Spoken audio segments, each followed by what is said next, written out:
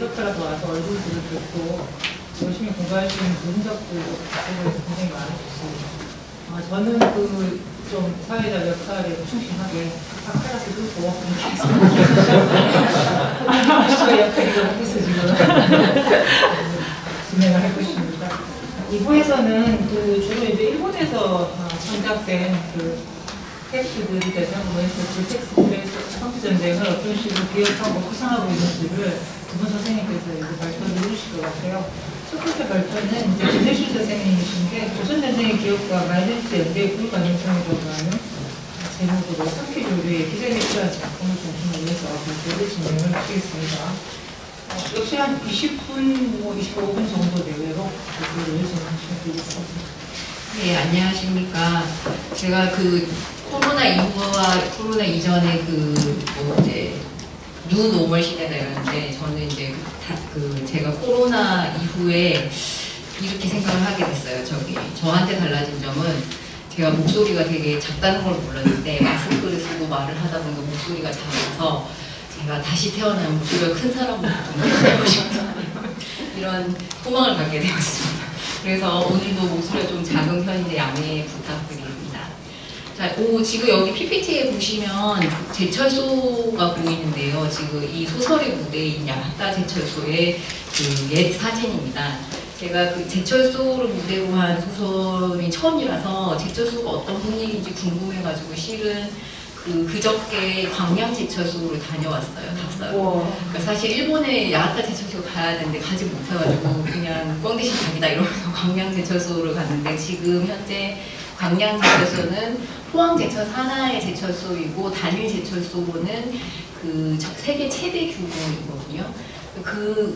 가본 느낌은 그 규모가 엄청나게 거기 안에 초중고가 다 있어요.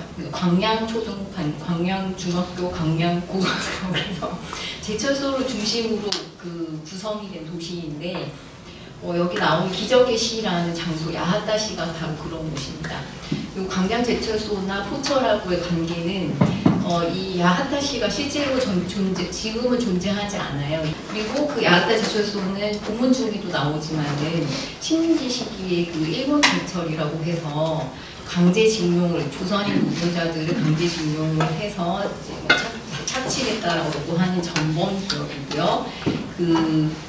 해방 이후에 GHQ가 일본 재벌을 해체하면서 해체가 됐습니다. 일본 제철이 해체가 돼서 그 야하타 제철소가 회사로 하나 성립이 됐다가 또 이제 전쟁이 끝나고 나서 이 신일본 제철이 생기면서 더 큰 회사로 이렇게 커나갔던 그런 제철소입니다.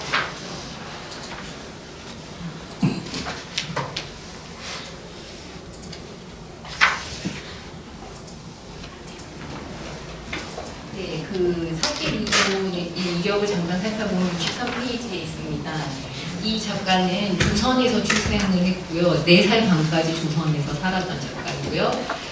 4살 반까지 살고 아버지가 징집이 돼가지고 필리핀 전선에 투입이 돼서 전사를 했고 어머니의 친정인 그러니까 히로시마의 경촌으로 이사를 갔다가 어느 날 8살 무렵에 번쩍하는 이제 성광을 봤는데 그게 바로 이제 원폭이었어요. 그 경험이 원체험으로서 존재하는 작가로서 기적의 시뿐만 아니라 버섯구름, 초와 20년 8세 일기 이건 나중에 이제 그 기적의 시 이후에 쓰는 소설과 동화인데요. 여기에서도 원폭 체험이 기록이 되었습니다. 기적의 시는 말씀드린 야하타 시를 의미하기도 하고 또 기적이라는 것은 전쟁 특수라는 기적이지요. 그래서 전쟁 특수로 인해서 패전 이후에 침체되었던 이 도시의 경기가 확 살아나면서 이제 기적의 시라고 해서 미러클 시티가 된 거예요. 그 의미이기도 하고 또 냉전 자본주의의 마켓이기도 했어요. 그래서 중의적인 의미로 썼다라고 작가가 밝히고 있습니다.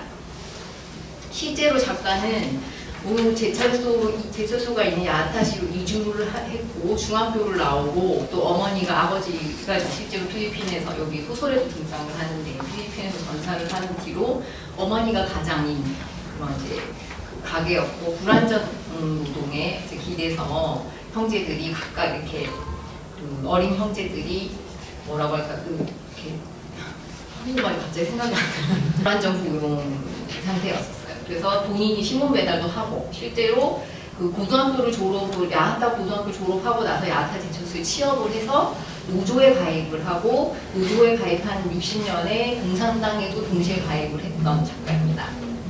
그리고 64년이 그의 그 전기적인 해였는데 그 노조 가입을 하다가 그 안보 투쟁도 열심히 했었고 그리고 64년에는 퇴사를 하게 되는데 이 퇴사의 원인이 이제 그 창작을 시작을 하게 되면서 그 이제 좀 창작에 전념을 하기 위해 퇴사를 했는데 그게 등단을 하기도 했고 신일본 문학이라는 그 공산당계 작가들의 잡지에서 등단을 했고 또 그 내용이 공산당을 비판하는 그런 소설이었고 제명을 당하게 돼요 공산당이. 그리고 64년이 이 사람한테는 아주 이제 정기적인 해였고 그러고 나서 3년 뒤에 이렇게 기적의 시라는 소설을 썼는데 이 내용이 그 한국 전쟁이거든요. 소설의 시점은. 그래서 자기가 중학교 1학년이었을 때 한국 전쟁에 대한 소설이고 자전적인 소설입니다. 그런데 그 당시에 67년은 그 베트남 전쟁 중이었잖아요. 그래서 집필 시점하고 사실은 그 소설의 무대가 되는 이 시점을 중첩을 해서 읽어야 될 필요가 있습니다.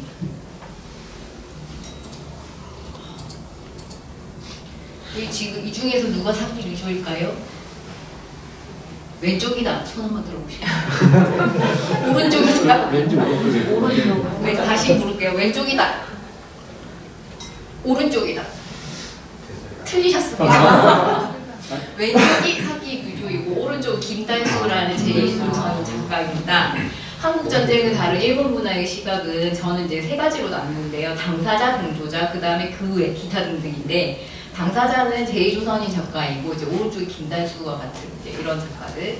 동조자는 공산당계 작가나 또는 식민지 조선 출신 작가로 그 제2조선인에 대해서 이제 동조하는 그런 작가들 얘기를 하고 소재나 배경 차원이 그 외의 작가라고 나누어 보았는데 그러니까 이 소재나 배경 차원의 작가들 아까 그 남상호 교수님이 발표하신 그 한국전쟁 관련한 소설들인데 그들은 사실 자기네들 얘기를 하고 싶어서 그 한국전쟁이라는 배경을 택했을 뿐 한국전쟁 그 자체에는 그다지 관심이 없고 전쟁을 막아야지라는 생각보다는 우리는 미군으로부터 피해를 입었어 라는 걸 이제 강조를 하는 그 피해자 내셔널리즘을 구축을 하고 있거든요.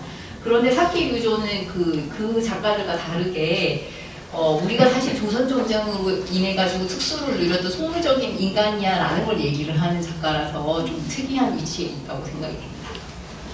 이 두 작가가 그 같이 신일본 문학이라는 공산당계 잡지에서 활동을 하긴 했는데 연배 차이는 꽤 있습니다. 그래서 그 김달수는 이미 그 식민지 조선 시절에 이제 그 일본으로 건너와서 그 등단을 했던 작가이고 사키 류조는 한 20년 정도 차이가 있는 작가예요.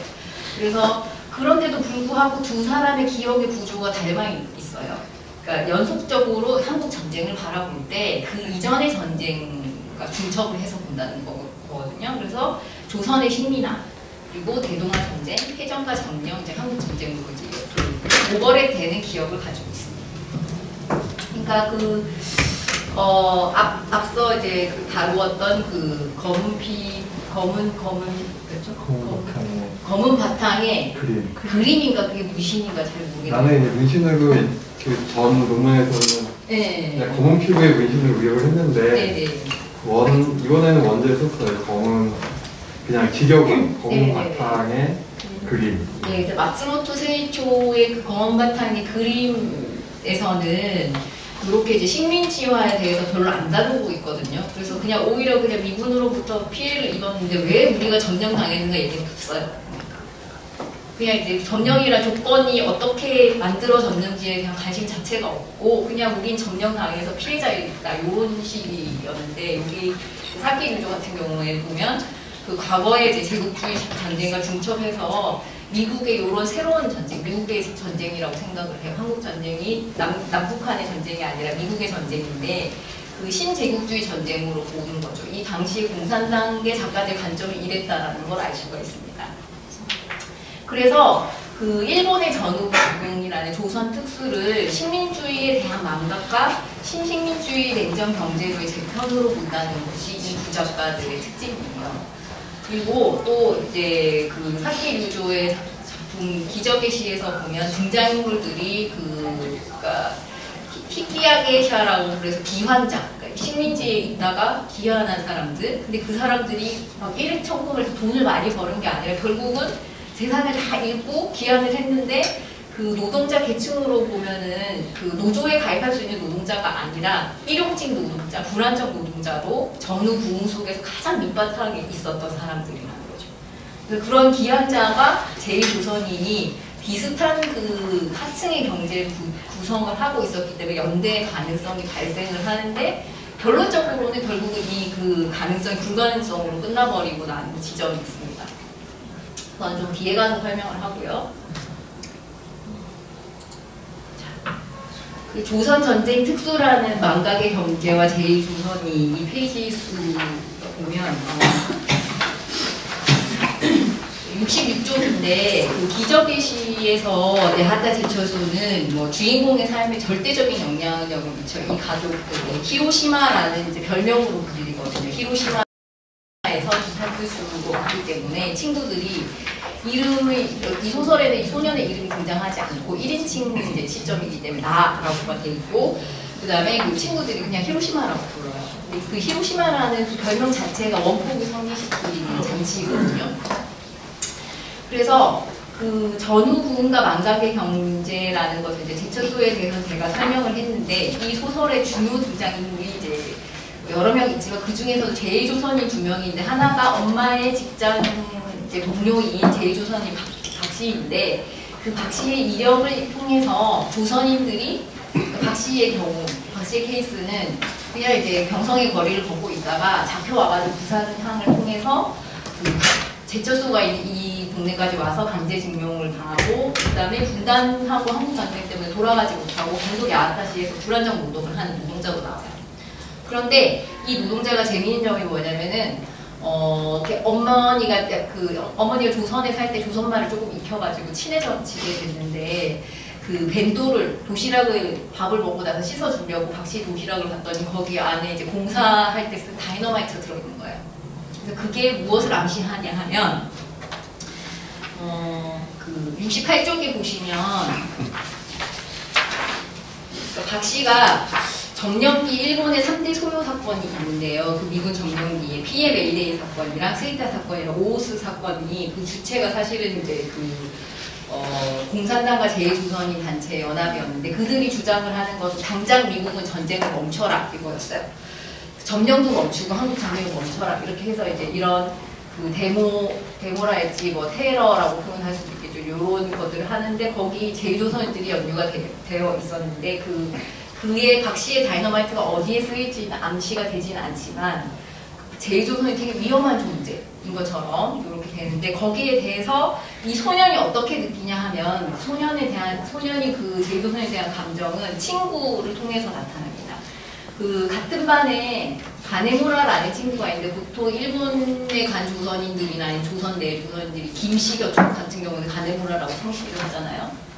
그래서 이제 가네무라가 조선인인데 친구들이 히로시마랑 가네무라를 조선에서 온 그 조센징이라고 올려요, 둘이 다. 그래서 그 조센징이 아닌 걸 증명하기 위해서 히로시마는 가네무라를 때려요. 그 엄청난 폭력을 가해서 때림으로 해서 나는 얘랑 다르다라는 걸 증명하기 위해서 폭력을 동원을 하는 장면이 나와요. 그런데 그 폭력 뒤에도 두 사람이 그 사이가 나빠지지 않고 계속 같이 지내는 이유는 뭐냐면 반에서 제일 가난하고 제일 공부를 못하는 공통점이 있는 그런 그 동질성이 있다는 거죠. 그래서 이 가네무라가 박씨와 마찬가지로 제1조선인인데 그 부탁을 해요. 뭔 부탁을 하냐면은 자기가 이사를 가게 되었으니까 대신 신문 배달 좀 해달라. 그래서 그 신문 중에는 신문 배급소에 그 어른이 알면 안 되는 신문이 있다. 세부를 어디 배달해달라는데 그게 바로 평화와 독립을 위해서라는 공산당 신문입니다. 그래서 자기도 모르게 친구의 부탁을 들어주게 되면서 이제 요 태도가 표현이 되는데요. 이제 그 제1조선인의 그런 운동에 대해서 한국 전쟁을 중지하자라는 운동에 대해서 좀 동조적인 입장을 보이지만 그렇다고 해서 본인이 거기에 같이 가담하진 않겠다라는 부분이 이제 서술이 68쪽에 지금 제가 띄워놓겠습니다. 이 부분에 되어 있습니다. 그러니까 근데 여기서 재미있는 점이 뭐냐면, 박 씨가 다이너마이트로 공사를 하는 게 어디냐면은, 그 전제지라고 해서 전쟁 피해가 가장 심했던 곳인데, 거기가 그 67쪽에 있어요. 그 미군이 야하타를 대공습을 합니다.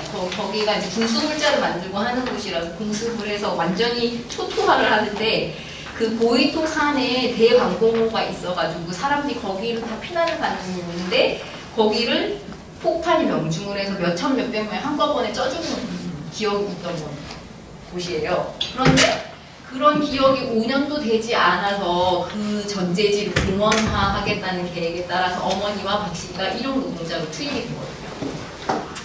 그래서 이 전제지 평화공원과 이 혁성된 평화의 동굴이라는 제목을 제가 달아봤는데, 요렇게 전제지를 빨리빨리 공원화하는 것 자체가 좀 문제시돼야 되지 않느냐라는 이제 일본 비평가 중에서 가와무라 무다투가 이런 얘기를 했어요. 그 존 다우어의 그 책 제목 있잖아요. 패배를 껴안고 그걸 인용을 하면서 좀 패배를 껴안고 좀 숙고하면서 기다리지 뭐가 그렇게 급해서 반성도 그 숙고도 하지 않고 빨리빨리 이렇게 바꾸었느냐라고 하면서 히로시마와 나가사키의 그 평화공원을 히로시마만 얘기를 했는데, 이 사진은 제가 오른쪽에 있는 사진은 나가사키 가서 찍은 거거든요. 평화의 종.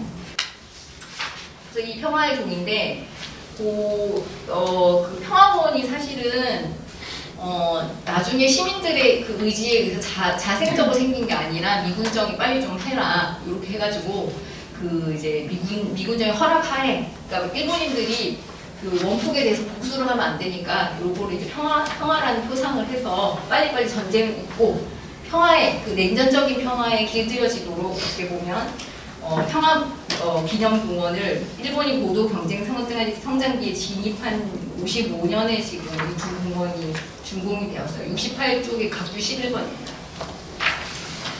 그래서 이게 평화의 종이 그 당시에 바로 생긴 게 아니라 이 나가사키 평화공원의 이 종은 77년도에 생긴 종인데, 지금 이 평화공원의 일화에서 보듯이 그 전제지에 빨리 평화공원을 세우는 것은 사실은 그 미국과의 전쟁을 빨리 잊고 냉전 체제 속에서의 평화, 그러니까 협상된 평화를 그 안착시키기 위한 어떤 그 장치였다라고 저는 생각을 해요.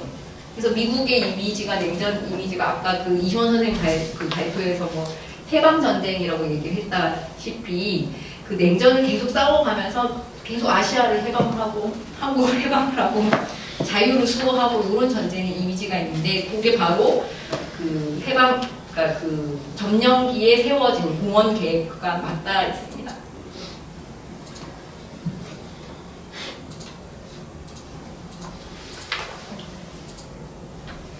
그래서 지금 이 소설이 사실은 그 조선 전쟁이라는 지병사의 그러니까 지병사에서 만든 일본인 작가들이 한국 전쟁에 대해서 소설의 그 일부거든요.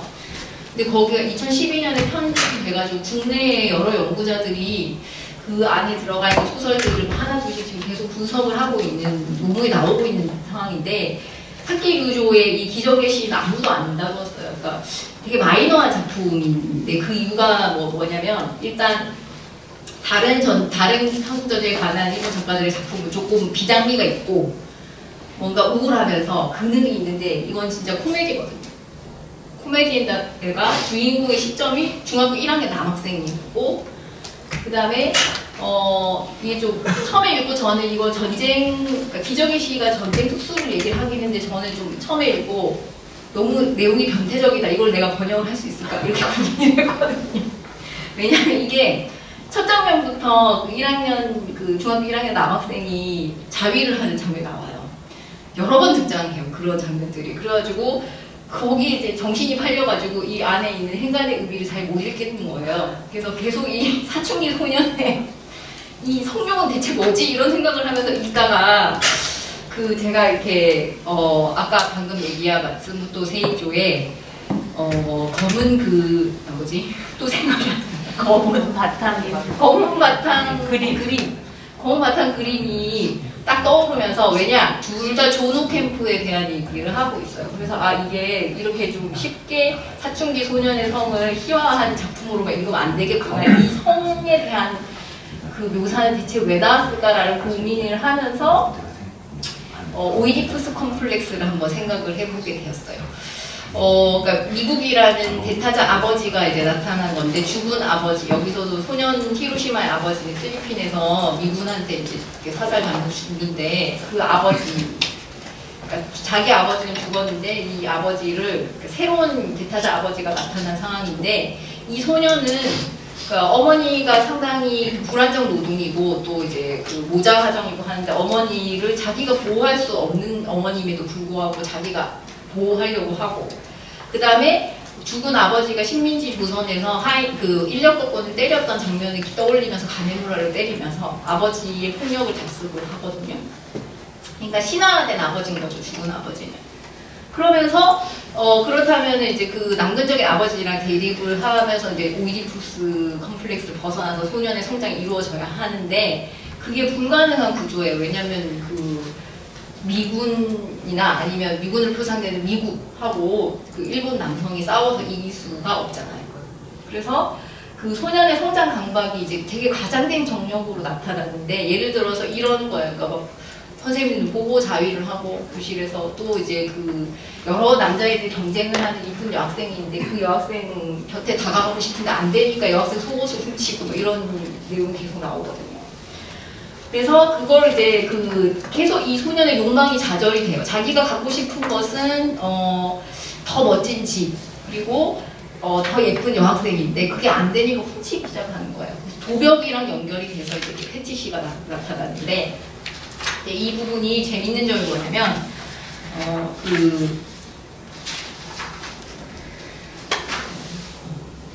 그 칵테일 파티 아까 나왔던 작품하고 오키나와에서 그 이제 딸이 강간당한 얘기거든요. 딸이 강간당하고 그 강간당한 일본인 남성 아버지가 화자이고 그 다음에 검은 바탕의 그림은 남편이고 이제 아내가 흑인 병사한테 강간당하는 내용인데 요 이제 그 강간에 대한 두 얘기서 보면 그러니까 그 강간 당한 여성의 시점이 없어요. 일본 남성 소설가들에 대해서. 그러니까 이 여자들이 되게 침묵하는 존재이고 그 칵테일 파티에서도 딸이 결국은 강간을 당했지만 가해자로 법정에 서게 되는데 거기에 대해서 딸이 되게 과묵하게 나오고 자기 입장을 설명하지도 않고 그녀를 대변하는 거는 아버지인 거예요. 마찬가지로 검은 바탕의 그림에서도 이 남성이 사실 아내가 강간을 당했으면 그러니까 아내를 위로하고 극복을 해야 될 텐데 아내를 이혼을 해요. 트라우마 때문에. 그래서 이 일본 남성이란 그 남성이 그 미군에 갖고 있는 감정은 대체 뭘까 이런 걸 고민을 하게 되면서 이 그 일본 남성이 갖고 있는 이런 열등감, 열패감 뭐 이런 것들이 저는 읽혔어요. 그래서 여기서 이 소년의 과도한 이 욕망이라고 할까 성적 욕망, 그 다음에 남근적 욕망이라고 할 수 있는데 이게 과도하게 표현이 되는 게 앞에 두 작품하고도 연결이 되는 게 아닐까라는 생각을 좀 해보았습니다. 그러니까 조선전쟁으로 인해서 여러 가지 지금 이 야타 지역에서는 그 이상한 소문들이 돌고 있는데 잔인한 소문들이 돌고 있는데 그런 불안을 이제 인종적인 약자인 흑인 미군한테 조금 투사하지 않았느냐. 실제로 그 흑인 군인들의 집단 탈출 그리고 뭐 강간 사건이 있기는 했는데 그게 이제 미군 기지를 통해서 그런 사건들은 백인들도 있고 흑인들도 있고 뭐 여러 가지가 있을 텐데 조금 인종적으로 여기 지금 흑인 미군에게 투사를 했다는 느낌이 좀 들었고요.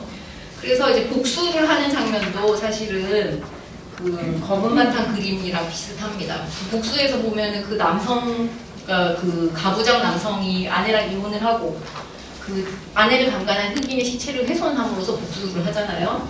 여기서도 유머 감각이 있게 표현을 했지만 비슷한 복수가 이루어져요.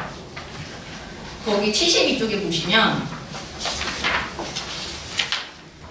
그러니까 그 시체를 방부 처리를 해서 미국으로 보내는 이제 작업을 어머니가 하게 돼요. 그게 이제 일단이 자기가 일용직 노동으로 버는 것보다 10배나 더 많이 준다 그래서 이제 그 주등도 상대 일을 하게 되는데 그 일을 하면서 이제 그 시체를 꿰매기 전에 이제 그 안에 있는 장기를 다 덜어내야 되거든요. 다 덜어내고 그다음에 포르말린 용액이나 이런 걸 해서 방부 처리를 하고 얼굴에 메이크업까지 해서 그 미국으로 비행기로 실어 나르는 그 엠바밍이라고 하는 미국식 장례 문화인데요.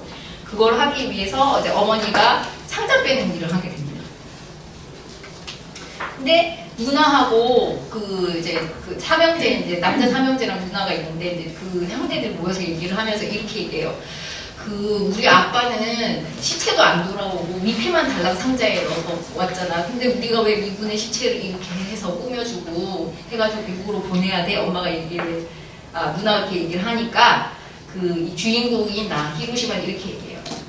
미국 군인에게 죽은 일본 군인의 유족이 미국 군인의 유족을 위해서 일하는 게 이상하다고 생각을 하지 말고 복수를 위해서 미국 군인의 창자 뽑는 일을 하는 데다 돈까지 받는다라고 생각을 하자. 이렇게 이제 생각을 하는데 이거 자체가 사실 전치된 복수라는 거죠. 복수의 방향이 옳았다면 사실은 그 시체에 대해서 복수를 하는 게 아니라 뭘 미군이랑 싸우든지 아니면 전쟁을 멈추든지 해야 되는데 그게 아니라 덜 위험한 대상. 죽은 시체는 말이 없는데 그 말 없는 대상으로 복수를 하려고 하거든요. 그래서 이것이 바로 전치된 복수의 경제인데, 그러니까 전후 부흥과 원조를 통해서 이제 충치자, 미국의 전쟁 범죄가 있고 미군의 폭력이 이렇게 있지만은 이게 보상이 끝난 것으로 간주가 된다, 무의식적으로 그런 얘기를 썼습니다. 그리고 마지막 장에 도달했습니다, 드디어. 제가 시간이 얼마나 없죠? 이미 초과하셨고. 죄송합니다. 아니요, 빨리 가죠. 그래서 마지막 장은 이 왼쪽에 보면 월남 참전 기념비거든요. 이거는 이제 어디에 있었냐면 통영에 귀신 잡는 해병대라고 이제 해병대에 전적지가 있는데 거기에 느닷없이 월남 참전 기념비가 이렇게 있어요. 그 원문공원에. 그래서 이걸 보고 제가 되게 섬찟했거든요. 이거 지금 베트남 사람들이 여기 왔다가 이거 보면 어떡하지? 막 이런 생각이 들어가지고.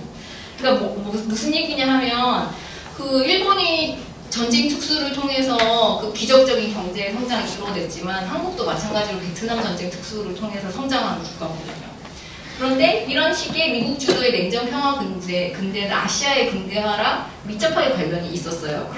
그렇기 때문에 미국이 주도하는 자본주의 체제 안에 들어가서 각자 분업을 통해서 이제 경제를 발전시켜 왔기 때문에 어떤 국가도 미국에 대해서는 배상을 요구하지 않는 상태가 된 것 같습니다. 그래서 미군을 해방군으로 인식을 하고 이런 종속적인 경제 구조를 미국 사람들이 싼 값의 물건을 잘 이용할 수 있도록 분업화되어 있었잖아요. 공업이 지금도 그렇고. 그래서 이런 것들을 원조로 인식을 한다는 거죠. 아시아의 개발도상. 그래서 베트남 전쟁이라는 이 소설 바깥의 사건이지만 그 집필 당시의 베트남 전쟁이라는 것은 다시 열린 기적의 시장이었고 거기서는 조선 특수만큼 일본도 그리고 한국도 또 태국이나 대만 이런 아시아 국가들이 다시 열린 기적의 시장에 특수를 누렸던 국가들이에요. 그런데 이런 아시아 태평양의 개도국이 전쟁 범죄에 대한 배상에 대해서 이제 일본에 대해서 물을 수 있는 이제 계기가 된 것이 서구의 냉전이 종식된 이후인데 신기하게도 일본에 가서 직접 묻는 것이 아니라 이런 배상을 미국의 법정에 가서 제기를 해요. 그러면서 그 미국의 판결을 얻어내려고 많은 노력들을 하고 지금 우리의 위안부도 그렇고요. 그래서 이 미국의 근데 문제는 뭐냐면 이런 미국의 법정에서 판결이 나오고 미국의 국회에서 이제 이런 안들이 통과되고 하는 것이 상당히 중요해졌지만 어차피 그들의 정의이지 않을까, 미국화된 정의이지 않을까. 그래서 이걸 좀 저는 의심을 좀 해봐야 되고 그 협상된 평화나 어긋난 복수를 사실은 바로잡는 정당한 대상이 필요한 시점이지 않을까. 이렇게 끝을 맺겠습니다. 이상입니다. 감사합니다.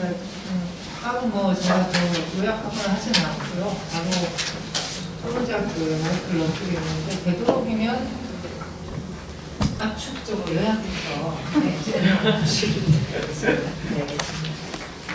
네, 저 그럼 바로 토론을 맡은 시선으로 바로 토론을 읽도록 하겠습니다. 발표를 잘 들었고 발표를 읽고 난 감상과 어떤 흥미점을 동의하는 것으로 토론을 대신하도록 하겠습니다. 그래서 이 사키 구조가 기적의 시를 통해 보여주는 한국 전쟁에 대한 시각은 어떤 민족적 상황에 갇히지 않는 트랜스내셔널한 것자, 특정한 역사 시점에 복잡히지 않는 통치적인 것이기도 합니다. 근데 이제 흥미로운 점은 그러한 관점을 어떤 굉장히 편협한 시선을 가진 청년을 통해 보여준다는 것이고, 이 히로시마라는 별명이라는 소녀는 자신이 불안한 일이 겪었다고 생각할 때마다 엄나간 대상에게 되게 치졸한 방식으로 복수를 하는 인물로, 알테모네스는 그가 보여주는 전치된 복수의 구조를 동아시아 냉전구도 안에서 일본과 미국과 일본, 나라, 여타 동아시아 국가의 문제를 풀이하고 있습니다. 즉 일본이 미국의 냉전 질서에 가담하여 과거 식민 지배의 책임을 면제받고 한국 전쟁 특수를 통해 경제적 도움을 드림으로써 원폭에 대한 책임을 미국에 물을 수 없게 된 상황을 전치된 복수의 구조를 통해 이 작품이 보여주고 있다는 것입니다. 그래서 제가 덧붙여 그냥 말을 해보고 싶은 점은 전치된 복수의 구조 속에서 세인과 보상의 체계가 불분명해짐으로써 피해가의 사실관계 역시 명확하게 드러나지 않게 됨에도 불구하고 이 조선 속의 히로시마는 자신을 끊임없이 피해자의 위치에 두면서 복수라는 이유로 가해를 반복한 행동 양상을 보인다는 겁니다. 이것은 식민지배와 전쟁범죄라는 가해 사실을 남다른 한동 그 피해와 전몰자에 대한 추모를 앞세우며 피해란을 강조하는 한편 평화헌법 개정을 통해 재무장을 주장하는 일본 정부의 태도와도 겹쳐진다는 생각이 들었습니다. 제국주의 식민지배에서 냉전으로 이어지는 빠르고 복잡한 역사를 속에서 피해와 가해 사실이 중첩되어 판가름하는 것이 힘든 부분이 있다는 것도 사실이지만 피해자와 가해자의 위치 설정이 분명히 이루어지지 않는다면 정당한 배상 역시 이루어지지 않을 것임을 이 작품과 그리고 발표를 통해 또 한 번 확인할 수 있었고요. 다음으로 이것은 이제 이 작품 자체보다는 이거 이제 제가 한국문학 전공자이기 때문에 이걸 이제 한국문학과의 연관성 속에서 읽으면 좀 어떨까라는 생각하다 보니까 우선은 의문점입니다. 그래서 여기서 히로시마라는 인물을 통해 식민지배와 한국전쟁 특수에 대한 일본 사회의 무의식을 보여주고 일본의 선택적 망가를 풍조하는 사키 유저의 작가적 태도가 어떻게 형성된 것일까 하는 궁금증이 일어나는데 이제 굉장히 좀 그 당시 일본 사회에서는 좀 진보적인 태도를 가진 작가였을 것으로 자료되는데 이제 여기서 이 발표문에서 지적하고 있던 것처럼 기관자 출신이라는 이력과 그리고 공산당에 관했던 정치적 입장이라는 정기적 사실 외에도 발표에서 지적된 사실과 같이 이 작품이 발표된 67년이라는 시대적 상황을 고려하지 않을 수 없을 것으로 보입니다. 2차 대전이 끝난 직후 갑작스럽게 닥친 전쟁을 마주할 때 그로부터 얼마간의 시간적 거리인 그러한 전쟁이 동아시아 냉전 질서 이에 반복될 때 판단과 이해는 달라질 수밖에 없기 때문입니다. 사키류의 이 작품이 조선의 이제 식민화, 대동아 전쟁, 태전과 점령, 한국 전쟁으로 이어지는 전쟁 기억의 연쇄와 오버랩 속에서 한국 전쟁을 조망할 수 있었던 가족도 그 덕분일 거라 생각합니다. 그런데 전쟁으로부터 같은 시간이 흘렀음에도 불구하고 당시 한국 사회에서 이러한 관점이 나올 수 있었던가 생각을 해본다는 감상이 듭니다. 당시 한국 사회에서는 베트남 전쟁 발발을 직면하며 그것을 포스트 식민주의로서는 동아시아 냉전 질서에 대한 비판적 관점에서 점검하기보다는 파병과 전쟁 특수로 인해 한국이 누릴 경제적 혜택을 가늠해본 목소리가 주류를 차지했습니다. 비판적 지식인 매체인 사상계에서조차 파병에 대한 본격적인 비판의 목소리가 나오긴 했지만 그것보다는 또 파병도 하지 않은 일본보다 한국의 어디 이득이 적다는 셈을 하는 목소리가 자주 발견됩니다. 이에 대해 이영재 선생님의 논문을 좀 참고해보았는데 당시 일본 시민사회에서는 양심과 윤리를 내세우며 베트남 전쟁 반전운동이 들끓었던 반면 한국 사회에서는 여전히 개발과 발전의 담론이 압도하면서 가난국을 공동체의 윤리적 사사로 재조직하고 있었다고 분석을 하고 이러한 맥락에서는 아까 베트남전 파병이 그런 이제 개발의 기회가 될 수 있다라는 이제 담론이 만들어지는데 이 격차는 이미 가난을 극복하고 겪어온 시간을 간주할 수 있게 된 위치와 여전히 가난에 함몰된 위치 사이로부터 나오는 것이라고 여겨지고 이로 인해 사키류조가 보여주는 작가적 태도 역시 얼마나 한국 전쟁 국수로 싸워올린 일본 사회의 경제적 풍요와 안정성이 붙이고 있었던 것이 아닐까 하는 생각이 들게 됩니다. 이렇게 볼 때 사키류조와 같은 작가의 작품을 보는 일 그리고 이제 무엇보다도 이것을 동시기 한국에서 생산된 작품들과의 비교의 관점에서 읽어내는 일에는 또 다른 맥락이 고려돼야 하는 것이 아닐까 하는 생각이 들었습니다. 이 점에 대해서도 선생님의 의견을 들어보았으면 좋겠습니다.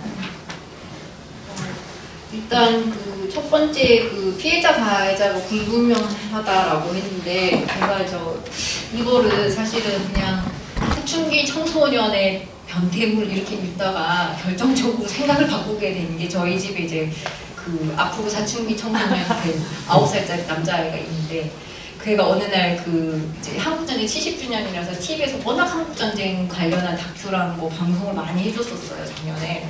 그걸 보다가 이렇게 얘기하는 거야. 엄마, 우리가 그 일본이 우리한테 잘못했는데 왜 우리는 베트남에 복수를 했어? 이렇게 했었어요. 그래서 일본이 잘못했으니까 일본한테 이제 그 식민지에 대해서 복수를 하지 않고 왜 베트남에 나가서 그 베트남 사람들을 왜 싸우고 이렇게 그 학살을 하고 이랬냐라는 이제 맥락으로 읽혀지는데 그것처럼 그러니까 피해 가해가 이제 그 이자 간의 문제가 아니라는 거죠. 지금 이 냉전 아시아 냉전 체제에서. 그래서 한국 전쟁이 으로 인해서 이제 일본이 특수를 누리고 이제 아시아의 경제 대국이 됐던 것처럼 베트남 전쟁을 통해서도 우리가 그런 것을 경험을 했는데 문제는 우리가 한일 협정을 맺을 때 65년도에서 또 이제 8만 불을 받고 그 과거를 빨리 잊어버리고 협력 체계로 구축해야 된다는 65년 체제가 만들어졌잖아요. 마찬가지로 베트남하고 수교를 하게 된 92년에도 똑같은 일이 일어났어요. 한국 정부가 그때 당시 이제 김영삼 정부죠. 그 베트남하고 수교를 맺기 전에 이제 그 진상조사를 하겠다라고 제안을 했었을 때 베트남 정부가 진상조사는 필요 없다. 대신에 원조를 해달라. 이렇게 얘기를 했었어요. 그러니까 그 당시 65년 체제가 성립되던 당시에 똑같은 일이 무슨 데자부처럼 일어난 그런 사건이었거든요. 그래서 이게 지금 피해 가해 사실관계가 명확하게 드러나지 않는 게 지금 이 구조인 거예요. 냉전의 구조인데 그렇게 보면 이 냉전의 구조를 멈추는 거는 뭐냐? 제 생각에는 그 어긋난 복수를 하지 말고 바로 된 복수를 하든지 아니면 그 복수를 전치를 하지 말고 그 목적 대상을 분명히 해서 하든지 뭐 이런 게 아닐까. 그래서 전쟁 대상을 그 미국에 대한 전쟁 대상을 원하는 것이며 일본인들이 미국에다가 그 제안을 해야 될 것인데 그렇게 하진 않잖아요. 그러면서도 이중적으로 보면은 이제 그 히로시마 나가사키에 대해서 되게 선택적인 기억을 하고 있어요. 그냥 그 인류에 대한 범죄로 지금 히로시마 나가사키 원폭을 이렇게 정립하려고 하는 움직임들이 보이는데 사실 그런 움직임 속에는 왜 거기에 폭탄이 떨어졌는가라는 생각을 안 하고 있고 그래서 더 거슬러 올라가 보면은 이제 그 진주만 침공이 있잖아요. 그래서 미국은 그 날을 치욕스럽게 생각을 하고 이제 잊을 수 없는 일이라고 생각하지만 미국은 자기네들이 하와이를 점령했다는 사실을 까먹고 있어요. 그래서 그런 이상한 연속성 속에서 이제 꼬여가지고 이제 불분명하게 되는데 그러려고 하면은 이제 정당한 배상이 이루어져야 되는데 그게 미국의 법정에서 이루어져야 되는 일은 아니다라는 게 지금 저의 소견인 거죠. 두 번째는 그 73페이지에 보시면 이제 그 사키 루조의 작가적인 그런 태도를 말씀을 드리면 73년도에 이게 이 작품이 나오기 이제 직전의 상황인데 그 대동아 전쟁 긍정론이라는 역사 수정주의가 나타나기 시작한 시점입니다. 그리고 이때 도쿄 올림픽을 통해서 일본의 경제력이 세계 무대에서 이제 명명백백하게 가시화됐고 또 한일 협정을 통해서 기존의 식민지였던 조선, 그러니까 한국에 대해서 아무런 사재랑 배상 없이 그 한국을 수출 시장으로 확보를 할 수 있었던 시기예요. 근데 그런 시점에 이 소설을 썼다는 것 자체가 이 작가의 이제 그 태도를 보여주는 것이라고 생각을 하는데 저는 이제 오늘 지금 남상호 선생님 발표를 듣고 좀 확신 비슷한 게 생겼어요. 이 당시 60년대에 그 한국 전쟁이나 미군의 점령 이런 걸 얘기를 하면 아쿠타가와상을 주는구나, 줬었구나. 그래서 이 작품도 아쿠타가와상 후보였어요. 그 해에. 네, 그리고 실제로 그 기타 모리오라는 작가가 이제 부표라는 작품을 한 번도 한국에 가보지도 않고 썼는데 58년에 이 작가가 나중에 회고록에 제가 쓴 걸 봤는데 자기가 그때 한국에 대해서 일말의 관심도 없었고 그 다음에 한국 가본 적도 없고 그 뒤로도 그런 소설을 쓴 적도 없지만 부표를 쓴 이유는 그게 이제 그 일본인이 그 한국의 전쟁에 조선 전쟁에 몰래 투입된다는 내용이거든요. 그 감청을 하기 위해서 중국어를 감청하기 위해서. 그 쓴 이유는 뭐냐 하면 아쿠타가와상이 너무 받고 싶어서라고 솔직하게 썼더라고요. 그래서 당시 그 분위기상으로는 그 아쿠타가와상을 받으려면 신인인데 이런 이제 사회적인 문제, 국제적인 문제에 대해서 이제 그 민감한 이런 문학을 보여줘야 했었는데 그게 바로 60년대, 50년대 말에 일본 신인 작가들이 주요 소재로 이런 한국 전쟁을 쓸 수밖에 없었던 그런 문화적인 배경이 있었다고 생각을 하고요. 그 한국 작가와 관련해서는 저는 이제 김승옥의 뭐 야행 뭐 이런 작품 생각이 나면서 베트남 전쟁에 파병이 되는 그 한국 군인들을 그 대한뉴스에서 보는 여성이 정말 군복도 안 어울리는 이 한국의 남자들을 보면서 연민을 느끼는 이런 장면들이 나오는데 그래서 이제 그거 외에는 베트남 전쟁 당시에 이렇게 나중에 이제 그 베트남 전쟁 끝나고 나서 뭐 하얀 전쟁이 이런 베트남 전쟁 참전 좀 비슷한 소설들이 나오지만 그 당시에 그 뭐라고 할까 65년도에 그 뭐 63이나 뭐 324 이런 것들이 끝나고 나서 이제 자절로 그 이제 끝나면서 비중 반대 운동이 자절로 끝나면서의 그 허탈함 이런 것들이 또 베트남 전쟁이라는 새로운 그 기적의 시장이 열렸는데 거기에 대해서 전혀 동조할 수 없는 그 뭐 이런 것들이 보였었거든요. 그러니까 그런 게 막 이렇게 국민들이 막 으쌰으쌰 하고 있는데도 거기에서 왠지 우울감을 느끼는 그런 이제 자아를 묘사를 했던 것 같아요. 그래서 이상입니다. 선생님 추가로 뭐 더 있으신가요? 사실은 저도 몇 년 전부터 베트남 전쟁 관련해가지고 저들을 보고 논문을 써오고 있기 때문에 되게 흥미로운 지적이 드셨고 이 작품에 비해서 다루고 말씀하시고자 하는 내용이 굉장히 크고 조금 더 복잡한 부분들이 있는 것 같아요. 근데 이제 아까 박 교수님께서 말씀하신 것처럼 베트남 사람들이 그 도이모이 정책을 받아들이지 않는 이유는 베트남 사람들은 자존심이에요. 우리는 미국이랑 전쟁을 했지 나만 너희랑 전쟁을 한 게 아니다. 너희는 미국의 용병에 불과했다라고 하는 그 나름의 어떤 자존심을 사실은 좀 그런 식으로 얘기를 한 거고, 그러니까 한 번 먹은 거죠. 어떻게 보면 우리 입장에서는 그런 좀 지점들이 있기는 합니다. 아무튼 할 얘기들은 되게 많으신 것 같은데 그냥 사회자 역할을 또 충실해야 되기 때문에 이 발표를 여기서 마치도록 하겠습니다. 선생님 두 분께 박수를 좀 부탁드립니다.